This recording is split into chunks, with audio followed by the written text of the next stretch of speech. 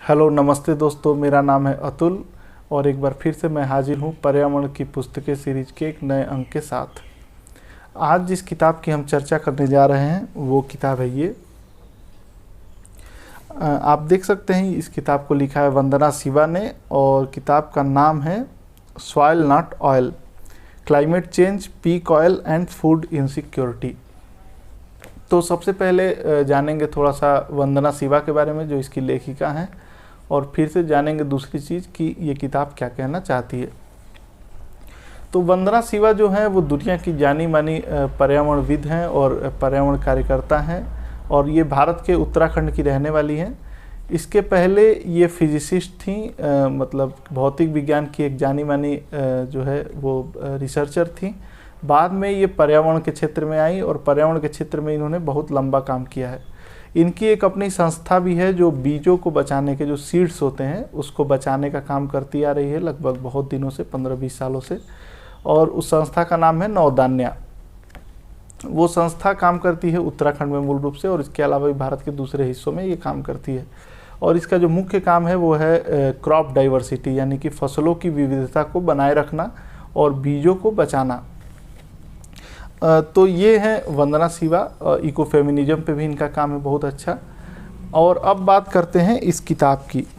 तो ये जो दो किताब जो है ये दो आयामों को टच करती है, छूती है। पहला है सॉइल और दूसरा है ऑयल।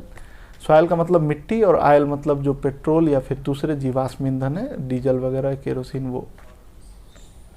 इस पे ये बताती हैं कि कैसे जो सॉइल बेस्ड इकोनॉमी है, यानी कि एग्रीकल्चर है या फिर दूसरे जो सॉइल से निकलने वाले फ्यूल्स होते थे, जैसे गोबर के उपले हैं या दूसरे जो फ्यूल हैं जो कि फसलों से निकलते थे, उनके डंठल वगैरह होते हैं या दूसरी जो चीज़ें होती हैं, वो किस तरीके से उसकी जो इकोनॉमी है वो कैसी होती है, और जो ऑयल बेस्ड इकोनॉमी है जो पिछले 200 सालों से 150 सालों से चल रही है वो कैसी होती है, और उन दोनों में डिफरेंस क्या है। और ये बताती हैं कि जो सॉइल की इकोनॉमी है वो इंक्लूसिव है, वो सबको अपने आप में समाहित करने वाली है, वो ममता सिखाती है, दया सिखाती है, और वो बताती है कि आप प्रकृति के एक अंग हैं, उसके मालिक नहीं हैं, उस पूरे इकोसिस्टम के आप एक पार्ट हैं।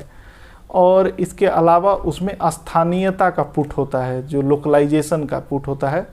जो आपका खाना है, जो आपका भोजन है, जो आपका वस्त्र है और जो आपका भूगोल है, वो सब एक दूसरे से जुड़ा हुआ है।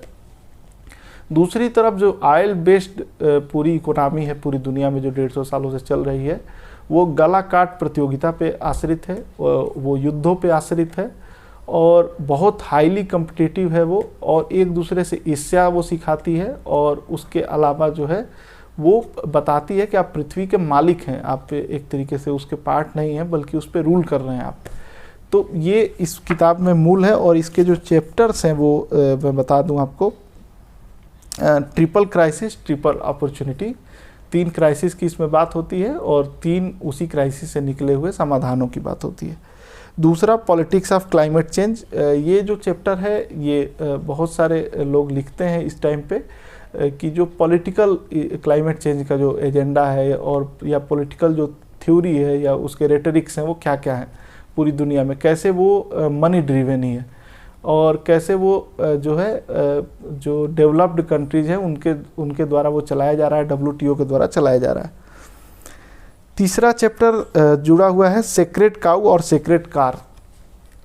ये इसमें बहुत ही इंटरेस्टिंग तरीके से ये चैप्टर है, थर्ड जो चैप्टर स्पेशली मुझे लगा। इसमें वो बताती हैं कि जो शहरी बायोडाइवर्सिटी है जिसमें कि बाकी जीव जंतु भी रहते थे, उनको कार्स ने या फिर जो दूसरे फ्यूल ड्रिवन जो गाड़ियां हैं वो बहुत उन्होंने नुकसान पहुंचाया है। और कार को लेकर के इस चैप्टर को पढ़ते हुए मुझे सुनीता नारायण का एक चैप्टर याद आया, जो उनकी एक किताब है कन्फ्लिक्ट ऑफ इंटरेस्ट।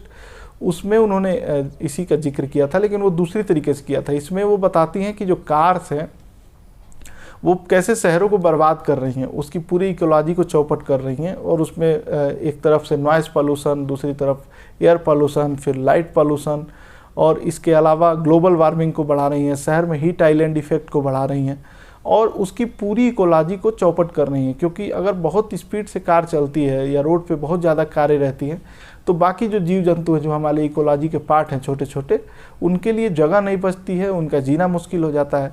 उसके अलावा पैदल वालों का, साइकिल वालों का, मोटरसाइकिल वालों का, रिक्शा वालों का भी चलना सड़क पे बहुत ज़्यादा मुश्किल हो जाता है।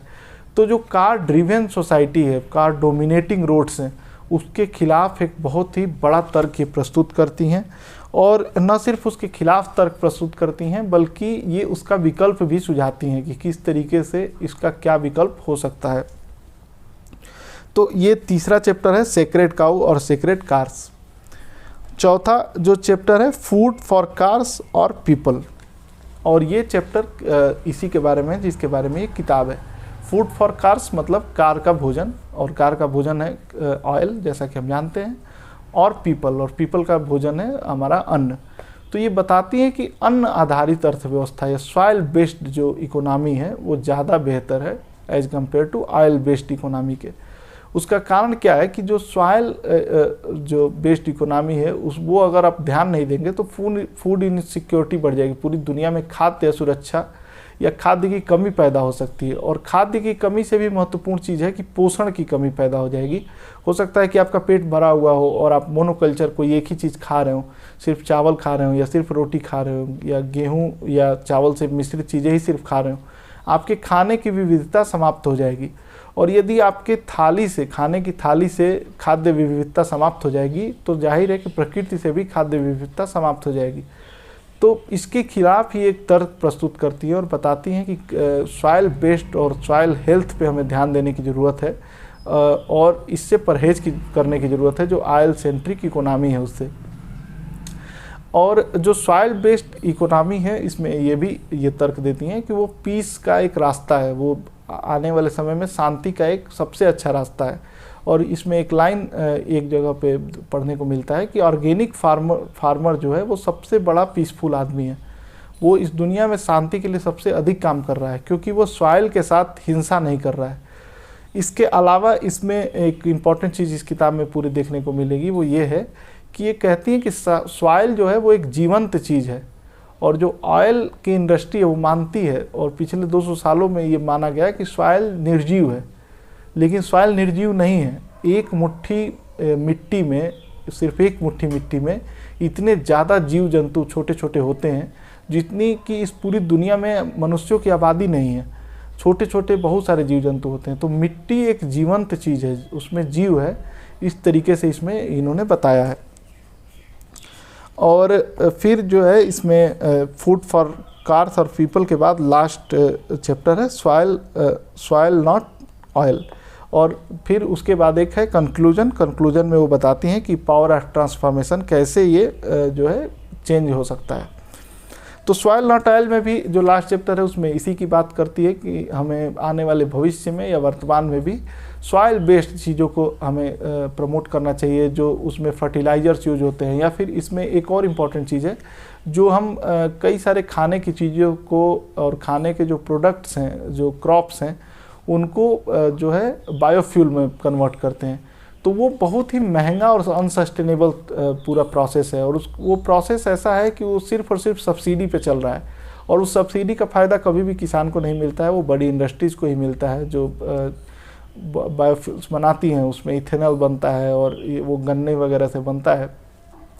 इसके अलावा ये बताती हैं इसमें कि जो सोया है, सोया का उत्पादन बहुत ज़्यादा बढ़ता जा रहा है, और दालों का उत्पादन और मिलेट्स का उत्पादन घटता जा रहा है। और सोया का उत्पादन क्यों बढ़ रहा है? क्योंकि फॉरेन में बहुत ज़्यादा गायों को ये खिलाया जाता है और फिर उनको गायों के मांस के लिए इस्तेमाल किया जाता है, बीफ के लिए। तो ये बताती हैं कि गायों के हेल्थ के लिए भी, काउज़ के हेल्थ के लिए, बाकी जीव जंतुओं के हेल्थ के लिए भी ठीक नहीं है, और पूरे मिट्टी के लिए ठीक नहीं है कि आप एक मोनोकल्चर एग्रीकल्चर को बढ़ावा दें। मिट्टी की गुणवत्ता तभी अच्छी रहती है जब उसमें ऐसे जो है चीज़ें बोई जाएं जो स्थानीय जलवायु के अनुकूल हों, जो विविधता का सम्मान करें, जो वहाँ के स्थानीय मिट्टी है, स्थानीय जो नदी है उसका सम्मान करें।